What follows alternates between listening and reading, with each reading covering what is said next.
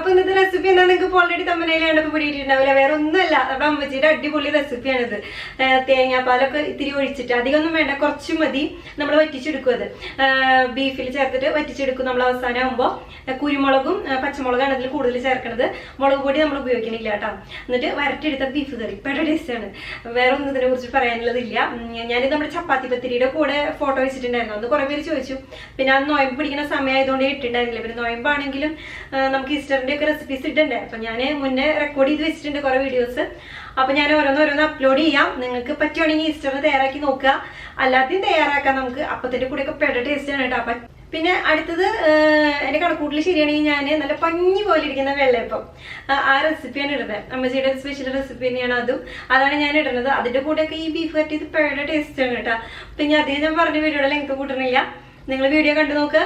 ഇഷ്ടാവും, ഇഷ്ടാവാതെ ഇരിക്കില്ല. ആയിട്ടില്ലെങ്കിൽ ഞാൻ എപ്പോഴും പറയുന്ന പോലെ നമുക്ക് അടുത്ത വീഡിയോയിൽ നോക്കാം. അപ്പൊ നമുക്ക് നമ്മുടെ അടിപൊളി അമ്മച്ചി സ്പെഷ്യല് ബീഫ് കറി അത് തയ്യാറാക്കുക എങ്ങനെയാന്ന് നോക്കാം.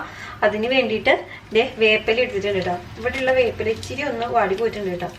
വെളിച്ചെണ്ണ ചൂടായി വരുമ്പോൾ കുറച്ച് വേപ്പില അതിലേക്ക് പിച്ചിട്ട് കൊടുക്കുക. അതൊന്ന് മൂത്ത് വരുന്നോട് കൂടിയിട്ട് ഒരു 3 വറ്റൽമുളക് എടുത്തിട്ടുണ്ട്. കുഞ്ഞിതാക്കിയിട്ട് അങ്ങോട്ട് മുറിച്ചിട്ട് കൊടുക്കാം. അതൊന്ന് മൂക്കട്ടെ കേട്ടോ. ഇനി ഇതിലോട്ട് നമുക്ക് സവോള ചേർത്ത് കൊടുക്കണം. സവോള 2 എണ്ണമാണ് ഞാൻ എടുത്തിരിക്കുന്നത്. നല്ല വലിയ മന്ദൻ സവോളയാണെങ്കിൽ 1.5 എണ്ണൊക്കെ മതിയാവും കേട്ടോ. ഇത് ഒരു ഇടത്തരം മൊന്തായിരുന്നു. അപ്പൊ ഞാൻ 2 എണ്ണം എടുത്തിട്ടുണ്ട്. ഇതേപോലെ തന്നെ ക്യൂബായിട്ട് മുറിച്ചെടുക്കണം കേട്ടോ. അങ്ങനെ നീളനെ എടുക്കരുത് കേട്ടോ. നമ്മൾ വരട്ടാനൊക്കെ എടുക്കണ പോലെയല്ല, ഇതുപോലെ മുറിച്ചോളൂ ക്യൂബായിട്ട്. എത്രയും കുഞ്ഞിതാക്കി മുറിക്കാൻ പറ്റും അത്രയും നല്ലത്. അമ്മച്ചി ഇങ്ങനെ ചെയ്യാറ്. ഇപ്രാവശ്യം ഞാൻ കണ്ട് പഠിച്ചു പോകുന്നതാണ്. ഈ കണ്ട നാളെ എനിക്കത് അറിയില്ലായിരുന്നു. ഇങ്ങനെയുള്ള കട്ടി പോലെ ഗ്രേവി ആയിട്ടുള്ള കറികളിലേക്കൊക്കെ ഇങ്ങനെയാണ് അരിയേണ്ടതെന്ന് എനിക്ക് അറിയില്ലായിരുന്നു കേട്ടോ. ഇപ്രാവശ്യം ചെന്നപ്പോഴാണ് അതെനിക്ക് പിടിയിട്ട്. അപ്പോൾ ഇങ്ങനെ അരിഞ്ഞ് നോക്കിയിട്ട് നിങ്ങൾ നല്ല മാറ്റം ഉണ്ടാവും. ഇങ്ങനെ ഗ്രേവി ആയിട്ടുള്ള കറി വെക്കുമ്പോൾ ഇതിലോട്ട് ചേർത്ത് കൊടുക്കുക. ഇനി ഇത് നമുക്ക് നല്ല ഒന്ന് വഴറ്റിയെടുക്കണം കേട്ടോ. അതിന്റെ മുന്നേ കുറച്ച് ഉപ്പ് ഈ സവോളയിലേക്ക് കുറച്ച് ഉപ്പ് ചേർത്ത് കൊടുക്കുക. എന്നിട്ട് നമുക്ക് നല്ലൊന്ന് വഴറ്റിയെടുക്കണം. അത് എങ്ങനെ വഴറ്റിയെടുക്കേണ്ടതെന്ന് വെച്ചാൽ തുറന്ന് വെച്ചിട്ടല്ല കേട്ടോ ഇതിന് വഴറ്റിയെടുക്കേണ്ടത്. ഞാൻ പറഞ്ഞുതരാം. ഒന്ന് ഇളക്കിയതിന് ശേഷം എൻ്റെ ചട്ടി ഇങ്ങനെ ഒന്ന് ഇളക്കിയതിന് ശേഷം ഇപ്പം സവോള അരിഞ്ഞതാണ്. ഈ പാത്രത്തിന് മൂടിയില്ല, അതാണ് ഏറ്റവും വലിയ പ്രശ്നം. ഒരു മൂടി വെച്ചിട്ട് ഒരു ലോ ഫ്ലെയിമിൽ ഇടുക. നല്ല ഹൈ ഫ്ലെയിമിൽ ഇടരുത്, ലോ ഫ്ലെയിമിൽ ഇട്ടോളൂ കേട്ടോ. ഒരു 5 മിനിറ്റ് കഴിഞ്ഞ് നമുക്ക് തുറന്നു നോക്കാം കേട്ടോ. മൺചട്ടിയിലാണ് നിങ്ങൾ ചെയ്യണമെങ്കിൽ ശ്രദ്ധിക്കണം കേട്ടോ. അടിക്ക് പിടിക്കും, നോക്കിക്കോളോ. ലോ ഫ്ലെയിമിൽ തന്നെ വെച്ചോളോ, തീ കൂട്ടി വെക്കരുത്. വേറെ വല്ല പാത്രത്തിലാണെങ്കിൽ അത്ര നമുക്ക് പേടിക്കേണ്ട ആവശ്യമില്ല. 2-3-4 മിനിറ്റ് ആയിട്ടുണ്ട് കേട്ടോ. തുറന്നു നോക്കാം. കണ്ടോ, വഴന്ന് വന്നിട്ടുണ്ട് കേട്ടോ. ഒന്ന് ഇളക്കിയിട്ട് കൊടുക്കുക. തുറന്ന് വെക്കരുത് കേട്ടോ, അടച്ചന്നെ വെക്കണേ. ഇതിന് ഒന്ന് ഇളക്കിയതിന് ശേഷം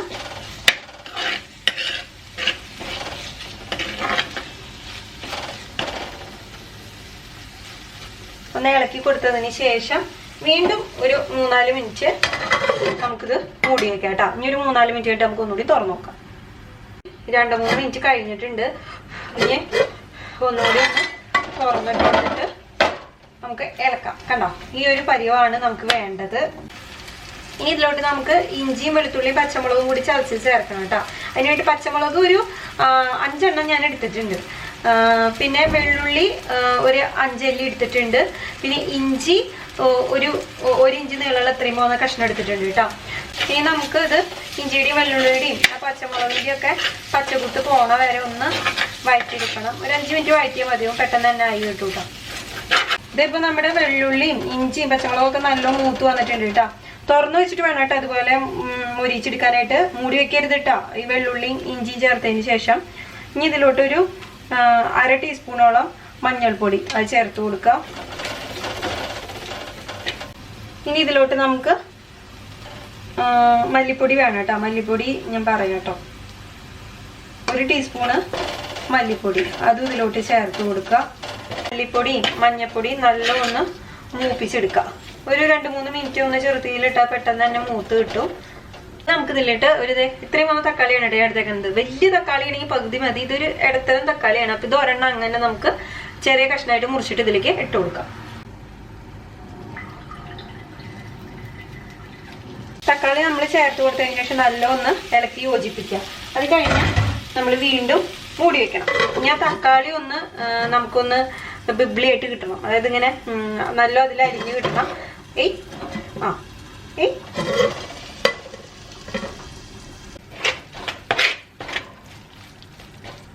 ഇനി നമുക്ക് ഇതിലോട്ട് നമ്മുടെ വേവിച്ച് വെച്ചിട്ടുള്ള ബീഫ് ചേർത്ത് കൊടുക്കാം. അപ്പൊ നമ്മുടെ ബീഫ് ഞാൻ ഇതിലോട്ട് ചേർത്ത് കൊടുത്തിട്ടുണ്ട് കേട്ടോ. ഈ ബീഫ് വേവിച്ചത് ഇനി പറയാം. ഈ ബീഫ് വേവിച്ചേക്കണത് 1/2 ടീസ്പൂണ് കുരുമുളകും 1/2 ടീസ്പൂണ് പെരിഞ്ജീരകവും പിന്നെ വേണ്ട ധാരാളം കറിവേപ്പില ഇട്ട് കൊടുത്തിട്ടുണ്ട്. പിന്നെ അതുപോലെ 1/2 ടീസ്പൂണ് മഞ്ഞൾപ്പൊടിയും ചേർത്തിട്ട് വേവിച്ചെടുത്തതാണ് കേട്ടോ. ബീഫിൽ ഞാൻ 1 കപ്പ് വെള്ളം ചേർത്തിട്ടുണ്ട് വേവിക്കുന്ന നേരത്ത്.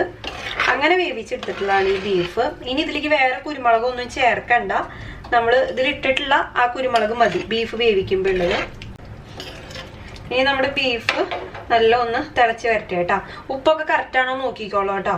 ഉപ്പ് കുറവുണ്ടെങ്കിൽ ഇപ്പൊ ചേർത്ത് കൊടുത്തോളൂ. നല്ല നെയ്യുള്ള ബീഫാണെങ്കിൽ നല്ല ടേസ്റ്റ് ഉണ്ടാവും ഈ കറിക്ക്. ഇപ്പൊ നമ്മുടെ ബീഫ് നല്ല നെയ്യൊക്കെ തെളിഞ്ഞ് വന്നിട്ടുണ്ട്.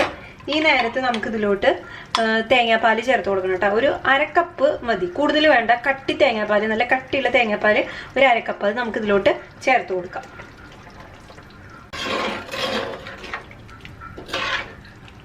പെരിഞ്ജീരകം ഒരു 3/4 ടീസ്പൂൺ ഞാൻ എടുത്തിട്ട് അത് നമുക്ക് ഇതിലോട്ട് ചേർത്ത് കൊടുക്കാം. അത് കഴിഞ്ഞാൽ നമുക്ക് ഇതിലേക്ക് ഗരം മസാല ചേർത്ത് കൊടുക്കാം. 1/2 ടീസ്പൂൺ മുതൽ 1 ടീസ്പൂൺ വരെയാണ് കേട്ടോ ഗരം മസാല. ഗരം മസാലയും ചേർത്ത് കൊടുക്കുക. നല്ല ഒന്ന് ഇളക്കി യോജിപ്പിക്കാം. ഒന്ന് തിളക്കട്ടെ കേട്ടോ. അത് കഴിഞ്ഞാൽ നമുക്ക് ഫ്ലെയിം ഓഫ് ചെയ്ത് കൊടുക്കാം. നല്ല ഒന്ന് തിളക്കട്ടെ. ഇപ്പൊ നമ്മുടെ കറിയില് ആ ബീഫിലെ നെയ്യും പിന്നെ അതുപോലെ ആ വെളിച്ചെണ്ണ നമ്മൾ ചേർത്ത് കൊടുത്തൊക്കെ നല്ല തെളിഞ്ഞു വന്നിട്ടുണ്ട്. ഈ ഒരു പരിവം മതിയിട്ട് നമുക്ക്. ഈ ക്യാമറയിൽ കാണുന്ന കളറല്ല കേട്ടോ, ശരിക്കും ഇതിന്റെ കളറ് വേറെ കളറാണ്. പക്ഷെ ഇതിൽ കാണുമ്പോൾ ഭയങ്കരമായിട്ട് വ്യത്യാസം തോന്നുന്നുണ്ട്. അപ്പോൾ ഈ റെസിപ്പി എല്ലാവരും ചെയ്ത് നോക്കണം. എല്ലാവർക്കും നല്ല ഇഷ്ടമാവും കേട്ടോ. ഇത്ര മാത്രം മതി. ഇനി നമുക്ക് സ്റ്റവ് ഓഫ് ചെയ്ത് കൊടുക്കാം. കണ്ടോ, ഈ ഒരു പരുവത്തിന് എടുത്തോളൂ. വെള്ളമുള്ളത് വറ്റിച്ച് കളഞ്ഞോളൂ കേട്ടോ. അപ്പൊ നമുക്ക് മറ്റൊരു റെസിപ്പി ആയിട്ട് കാണാം. ആവി കാരണം കാണാനില്ലേ.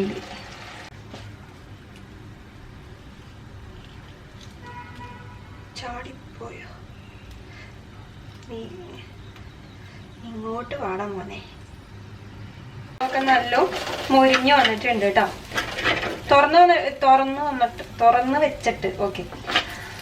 ഇതേപ്പോ നമ്മുടെ വെള്ളുള്ളിയും ചോന്നുള്ളിയും ഇതേപ്പോ നമ്മുടെ വെള്ളുള്ളിയും ഇതിനെന്ത് കളറാണ് പറയുക? കിളിപ്പച്ച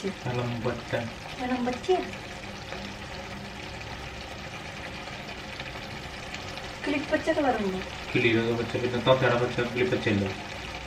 പക്ഷെ ഈ കളറല്ല ഈ ക്യാമറയിൽ കണ്ടത്. എന്തിങ്ങനെ